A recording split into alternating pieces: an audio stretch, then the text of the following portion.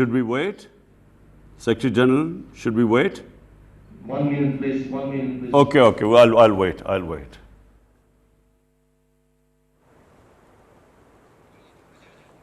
इक्तिसादी ताउन तंजीम का 4वां वर्चुअल इजलास आज हो रहा है। वज़ीराअज़म इमरान खान सरबराह इजलास से अब से कुछ ही देर में खिताब करेंगे। आपको आगाह करें कि 2017 में तंजीम के इस्लामाबाद में होने वाले 13वें इजलास की सरबराही भी पाकिस्तान ने ही की थी, जब तुर्की के सदर रजब तैयब उर्दवान आज होने वाले सरबराह इजलास की सदारत करेंगे। सरबराह इजलास का जो मौजू रवां साल रखा गया है वो है कोरोना वायरस के बाद इलाकाई और इक्तिसादी ताउन। इजलास के दौरान वज़ीराअज़म इमरान खान कोरोना वबा के दौरान पाकिस्तान को दरपेश चैलेंजेस के अलावा इलाकाई मुआशी तरक्की और इसके साथ साथ इक्तिसादी ताउन तंजीम के तिजारत और रवाबित के फ़रोग से मुतालिक पूरी दुनिया को अपने विजन से भी आगाह करेंगे। इसके साथ साथ आपको ये भी बताएं कि इक्तिसादी ताउन तंजीम का जो क़याम है वो 1950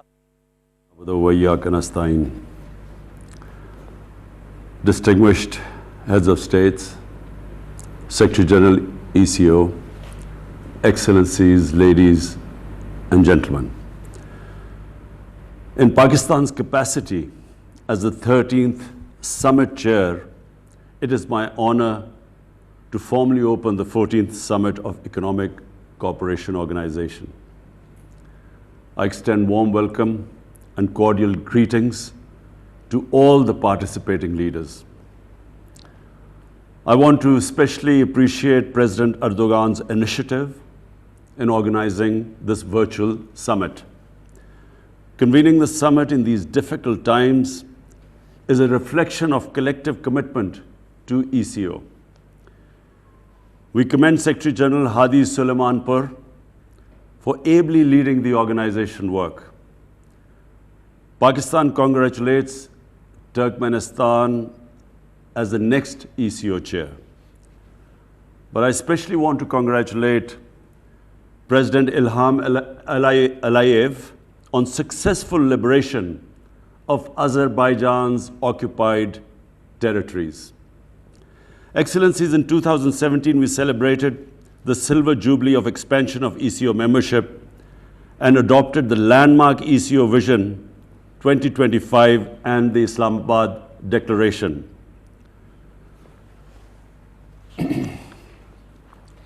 It reflected Pakistan's strong resolve to advance our institutional goals and energize ECO as a dynamic organization for regional cooperation.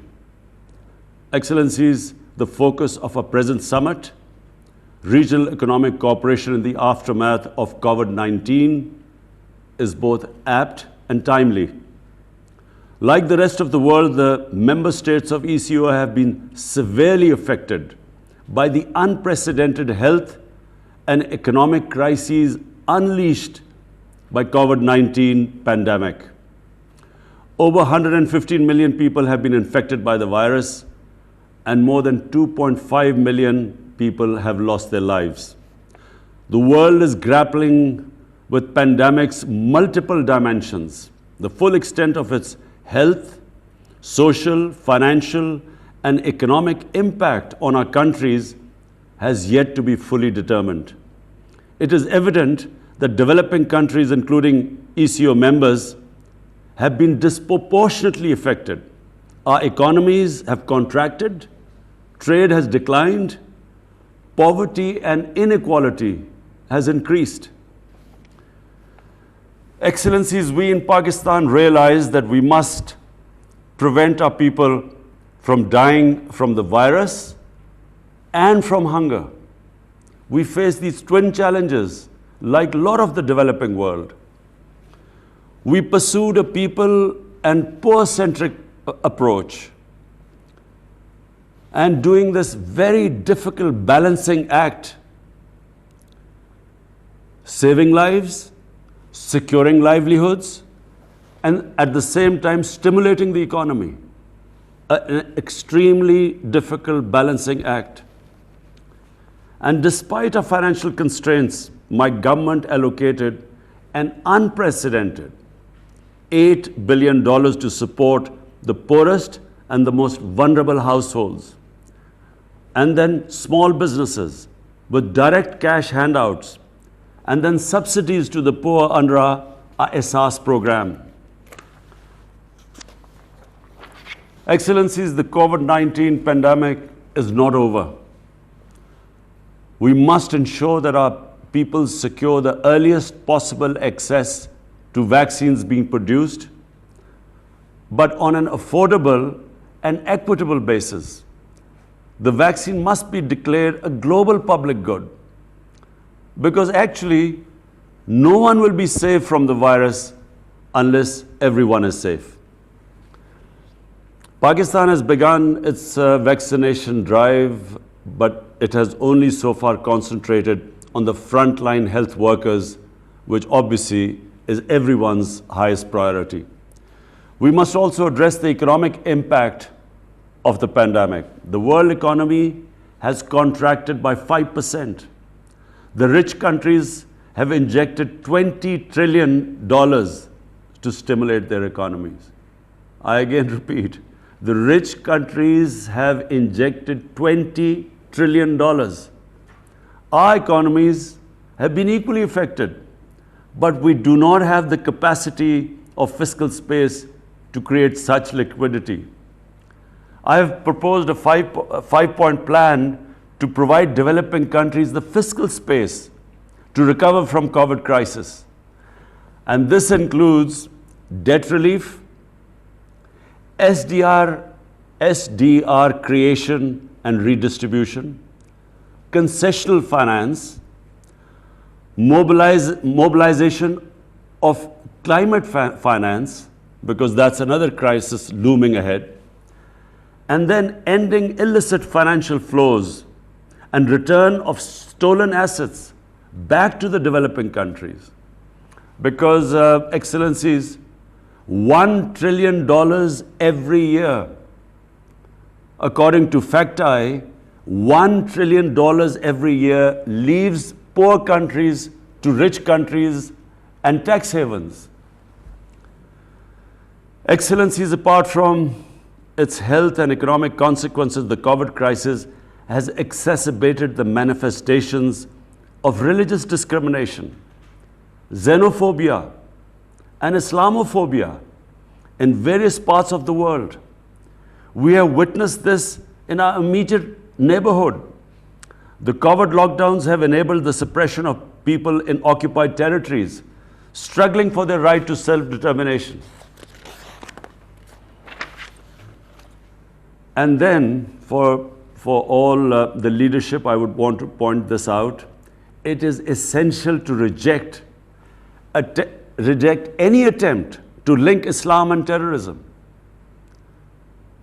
To link in Islam and terrorism is the biggest injustice which is being done to Muslims in the world. Similarly, we must oppose attempts where freedom of expression is used to cause pain to Muslims by denigrating our holy Prophet Muhammad sallallahu alaihi wasallam. At the UN, Pakistan, Turkey, and OIC countries have initiated a proposal for the annual observance of an international day to combat Islamophobia. Excellencies, the member states of ECO represent 500 million people and cover an area of 8 million square miles. We form the geographical link on the Asian continent between East and West, North and South. We possess two essential prerequisites for economic growth: rich resources and enterprising people. We have the potential for much larger production and consumption. Our common heritage and culture, nurtured by luminaries, great men like Al-Biruni, Farabi, Rumi, Iqbal, they all provide a solid foundation for cooperation under the ECO umbrella. In the Vision 2025, the ECO members have set themselves an ambitious agenda of enhanced collaboration in trade, energy, tourism, agriculture, and industrial growth. We should undertake a midterm review of the of the progress made so far, accelerate the pace of implementation, and deepen the scope of cooperation. Excellencies, in advancing our common objectives, we must take full advantage of our geographical location, economic assets, and political relationships. Regional connectivity and integration have been proven to be essential for rapid growth and development. Enhanced physical infrastructure will generate economic activity, trade, employment, mobility, and cross-border exchanges.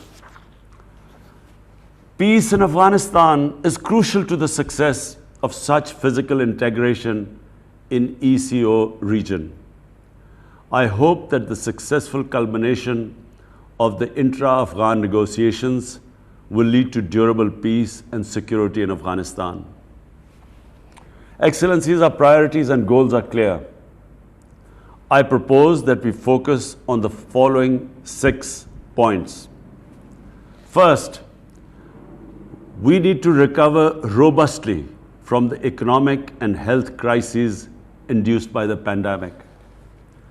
We must mobilize the national and international resources required for this purpose. I request ECO's support for my 5-point agenda, which I mentioned earlier. Second, we must adopt a plan to build resilient healthcare systems to respond to such crises in the future. We must possess the capacity to produce the medical equipment and medicines essential to respond to chronic and infectious diseases. Third, we must develop an integrated transport network to facilitate both intra-ECO trade and serve as a pathway for trade between the major economies to the east and west, north and south. The Istanbul-Tehran-Islamabad commercial cargo train and proposed Uzbekistan-Afghanistan-Pakistan railway links are important regional connectivity projects. In addition, linking CPEC with Afghanistan and beyond is vital. Fourth, we must implement the cross-border projects already agreed under the ECO members, including TAPI, gas pipeline, and the CASA 1000, establishing an ECO investment agency and organizing an annual ECO investment fair where investment-ready projects could be presented to ECO and global investors are ideas that can be explored. Fifth, studies indicate that our mutual trade, which is just 8% of our total trade, it's just 8% of our total trade. This could be expanded tenfold. Enhanced transport links will help, but we should promote conscious measures for trade promotion, simplify border procedures, establish intra-regional institutional linkages, reinforce existing regional mechanisms like ECO Trade Development Bank, operationalize ECO trade agreement, and develop new initiatives like the clearing union. Sixth, to remain competitive, we must promote knowledge-based economies. And this needs that we enhance expenditures on research and development and focus on rapid digitalization, especially extension of broadband to all parts of our countries. The ECO, as envisaged in the Vision 2025, should engage in dialogues with other regional and international organizations. We could emulate some of the successful models of cooperation in the EU, ASEAN, and African Union. Excellencies, for Pakistan, the vision of ECO's regional economic integration is an essential component of a strategy to transform the tensions of geopolitics into the dividends of geoeconomics. I would like to conclude by reaffirming Pakistan's abiding commitment to ECO, to the founding principles of the Treaty of Izmir and to the full implementation of ECO Vision 2025. Excellencies, as per the rules, procedures of the ECO, I now propose election of President Rajab Tayyip Erdogan as the chair of the 14th summit. I congratulate His Excellency Rajab Tayyip Erdogan, President of the Republic of Turkey, on his election and give him the floor to carry the summit forward.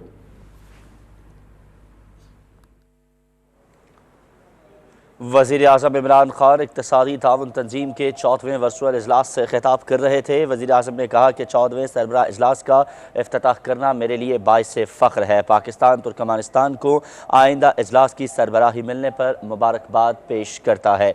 वज़ीर-ए-आज़म ने कहा कि हमने लोगों को बीमारी के साथ साथ भूख से भी बचाना है। इसके अलावा वज़ीर-ए-आज़म ने अपने खिताब में इस्लामोफोबिया का जिक्र करते हुए ये नुक्ता सामने रखा कि दहशतगर्दी को इस्लाम के साथ जोड़ना सबसे बड़ी नाइंसाफ़ी है। उन्होंने कहा कि अफ़गान अमन अमल को ख़त्ते की पायदार तरक्की की तरफ ले जाने में मुआविन साबित होगा। कोरोना जैसे चैलेंजेस का मुकाबला करने के लिए हमें सेहत के शोबे को मज़ीद तरक्की देनी होगी। वज़ीर-ए-आज़म ने कहा कि सी पैक के ज़रिए अफ़गानिस्तान समेत मशरक़े वुस्ता तक रसाई इंतहाई अहमियत की हामिल है। ख़त्ते में खुशहाली के लिए हमें तजारती सरगर्मियों को फ़रोग़ देना होगा। इक़्तिसादी ताउन तंज़ीम के 14वें वर्चुअल इजलास से खिताब करते हुए वज़ीर-ए-आज़म इमरान खान ने कहा कि हुकूमत पाकिस्तान की जानिब से कोविड वबा से निपटने के लिए मुतादिद इक़दामात किए गए। हुकूमत ने $8 बिलियन के लिए एहसास प्रोग्राम शुरू किया। ये थी पाकिस्तान टेलीविज़न न्यूज़ से